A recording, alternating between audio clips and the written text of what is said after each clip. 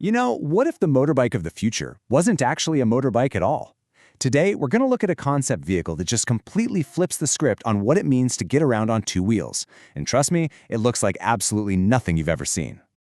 Okay, let's just dive right in. The first thing you're probably thinking is this from a sci-fi movie? And nope, it's not a prop. This is the MRN3.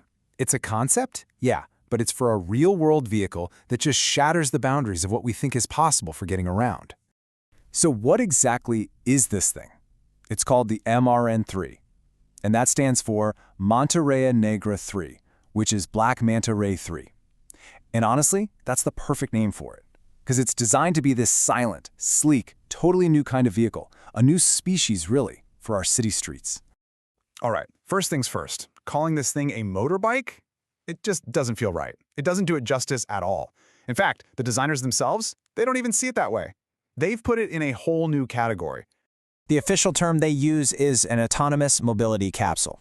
Yeah, I know, it's a mouthful. But that name is actually really important.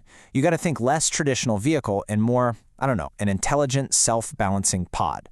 Something that's built from the ground up to navigate the smart cities we're all heading towards.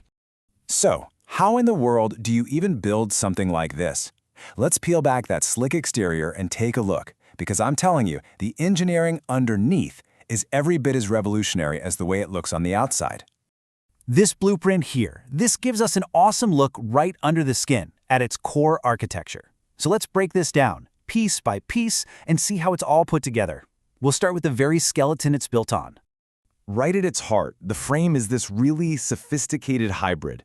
The main structure, that's about 70% of it, is a reinforced titanium subframe, so you get immense strength. And then that's wrapped in a carbon fiber shell, which makes up the other 30% and keeps the whole thing unbelievably lightweight.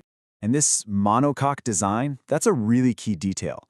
Basically, it means the outer shell is the main frame. It's all one single unified piece. And what that does is it makes it incredibly strong, but also super slippery through the air. Plus, it hides all the mechanical bits and pieces inside, which helps boost stability. Okay, so we've got this super advanced frame. But what actually makes it go? I mean, you've probably noticed. There's no engine, no exhaust pipes, and that's because its heart, it's a 100% electric. Yeah, it's a completely electric system. You get power from a high-torque motor, which means that instant acceleration you want. That's all fed by high-density lithium-ion batteries. And to really max out the efficiency, it uses regenerative braking, where it captures energy that would normally just be lost whenever you slow down. And get this, the performance numbers they're aiming for are seriously impressive. We're talking a potential range of up to 400 kilometers. That's about 250 miles, all on a single charge. I mean, for most people, that's more than enough for a whole week of commuting. And you're doing it all with zero emissions and in near total silence. All right, now we get to the most futuristic part of all, the intelligence, the brain that brings the MRN3 to life. This is really where it stops being just an advanced vehicle and becomes something else entirely. So the goal here is level 4 to 5 autonomy. And just so we're clear, that is the absolute top tier, the pinnacle of self-driving tech. Level 4 means the vehicle can handle everything by itself in a specific area, like a downtown core. But level 5? That means it can drive itself anywhere a human can, in any conditions, with zero help from you. So how does it pull that off? Well, it sees the world using a whole suite of advanced sensors. You've got LiDAR, which is scanning the environment to build a live 3D map. It then mashes that data up with info from radar and cameras. So the AI isn't just seeing what's there. It's constantly predicting what other cars are going to do, and it's even analyzing the road surface right under its wheels to check the grip. And this is where it gets almost magical. The MRN3 has an AI-driven gyroscopic system, and what that does is it lets it self-balance perfectly. It doesn't matter if it's going fast, crawling through traffic, or just standing completely still. And as you can see, it can do this with or without a rider. So, let's recap. We've seen the advanced frame, the electric heart, and that incredible AI brain. But when you put all those pieces together, what does this thing really represent? Because it is so much more than just the sum of its parts.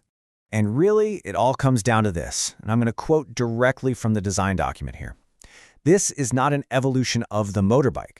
It's a fundamental redefinition of what personal mobility can even be. It's engineered from the ground up for the interconnected smart cities of tomorrow.